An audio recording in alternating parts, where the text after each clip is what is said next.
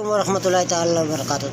Tatalakayin po natin ang katangian ng isang anghel. Kapag ang tao nakita ng anghel ay mayroon siyang maramdaman na kakaiba, at dito ay mag-aalinlangan siya dahil sapagkat sinabi ni Allah kung siya magsusugo ng anghel, gagawin niyang tao upang silubusan pa ang kanilang pag-alinlangan.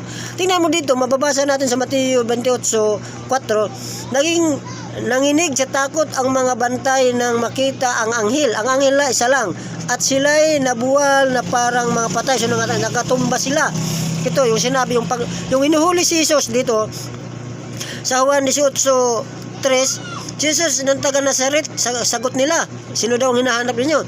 Sinabi niya, ako iyon. Si Judas na nagkanulo sa kanya ay kaharap nila noon nang sabihin ni Jesus na ako iyon. Napaurong silang lahat at bumagsak sa lupa. Kita nyo? Mayroong something, mayroong pagkakaiba doon kapag anghel na ang kaharap. Kaya yung kanilang nahuli ay anghel.